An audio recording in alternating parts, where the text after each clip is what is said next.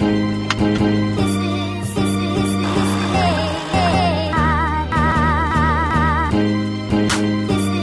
为什么要照片呢？喂，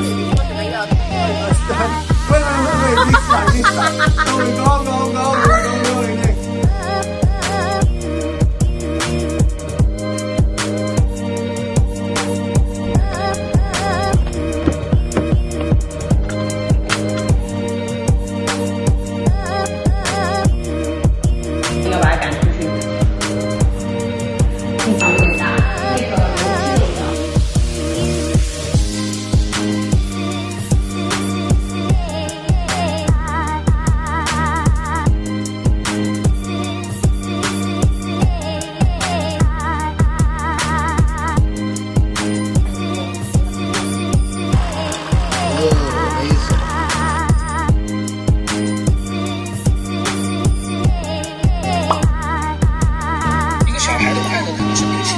游戏，跟爸爸妈妈或者小伙伴一起玩耍。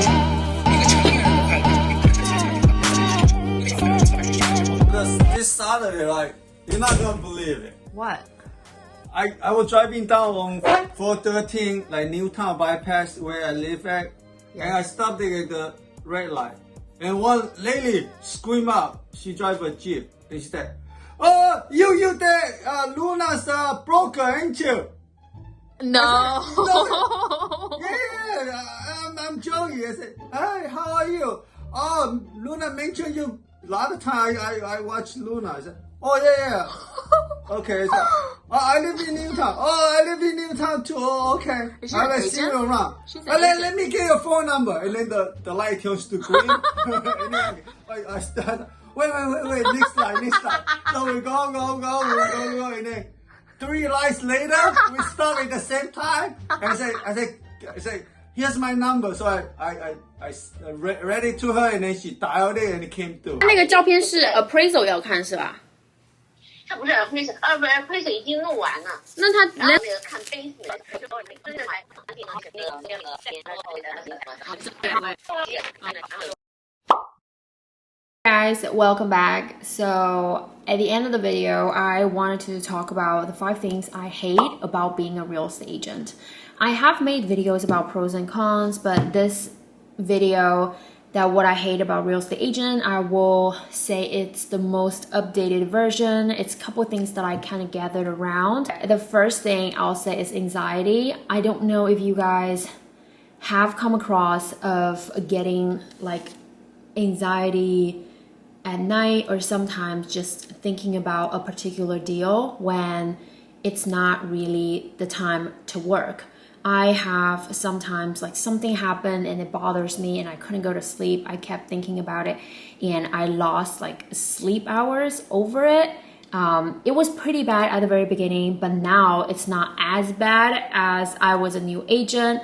But still, this like anxiety issue is still just happen. I think when you are in business, it's not about being a real estate agent, it's a business owner. When you are a business owner, there are risks involved and you wanted to add growth. So when you're wanting to add growth, there's discomfort, there's struggles, there's problems, and then it comes with anxiety. So absolutely, you need to kind of cope with that type of anxiety.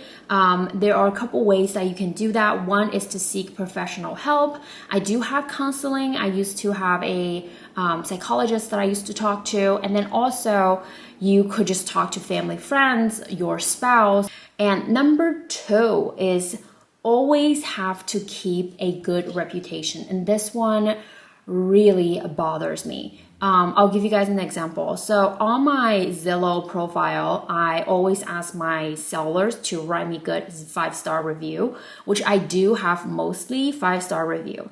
And every once in a while, I do get a bad review. And the first time when I got my first bad review, it really hits me. It's not even from my buyers or seller. It's literally like from a renter that I didn't even work with, somebody that I didn't rent a house to. And she didn't like the fact that I didn't pick up my phone because she was calling me. I mean, I had literally thousands of messages from Zillow when I post up that rental. So I got a bad review and there's no way to take that bad Zillow review down. I contacted Zillow rep, and no one seems to like know like how to take it down. The only thing is if I reach out to that particular person, maybe they will like take it down.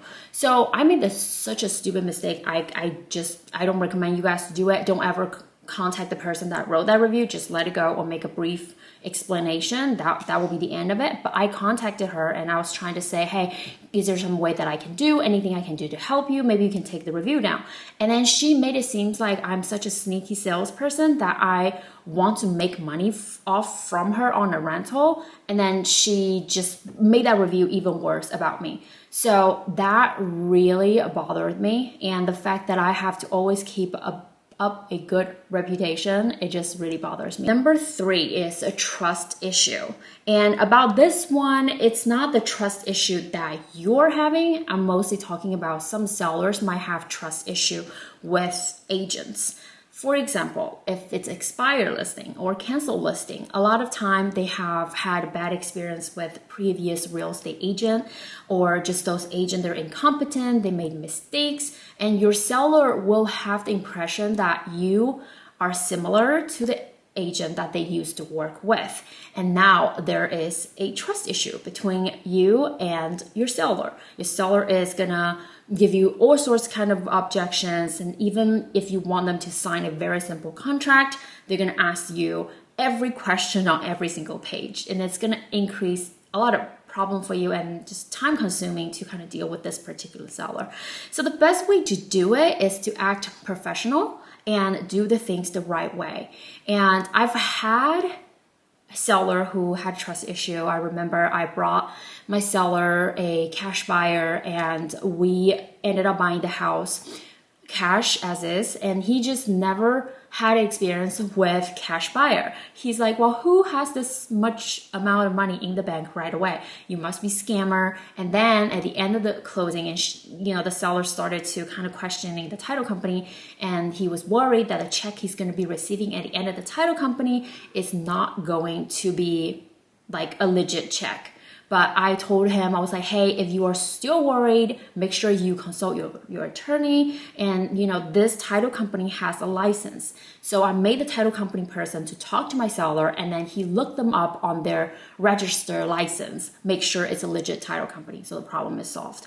But this is trust issues. If your seller has it, yeah, it's kind of really annoying. And number 4 is rejection. This one, personally, to me, it wasn't that big of a deal. I think it has a lot of things to do with me doing a lot of cold calling and just making business with a lot of strangers. I do get rejected all the time. However, what I found out is sometimes when I prospect with Steve, I feel like Steve gets more rejection than I do. I think it has something to do with me being female than he is a male. If you look at, the salesperson, majority of the salesperson are male, so they give people the impression like they're salesy, lying salesperson. Whereas if you are female, you definitely have advantage. So if you're ladies, you gotta pick up the phone, make some phone calls, even though there are rejections, but you have an advantage. And last but not least, that I hate about this business is really not so much about how much you're making this year, it's more so the longevity of the business. So if you make $200,000, $300,000, $500,000 a year this year, great. Now the question is, can you make $500,000 every single year without killing yourself? Without, the market, let's say if the market is hot, great, you make $500,000, but what if the market is down? Can you still keep up? So this is the question that concerning me a lot, and it's also something that I think it's a struggle for most real estate agents. So I just wanted to do a quick summary on 5 things that I hate about being a real estate agent. If you find this video helpful, make sure you subscribe to this channel and comment fortune cookie down below. Thank you so much for watching, and I'll talk to you guys in the next one. Bye.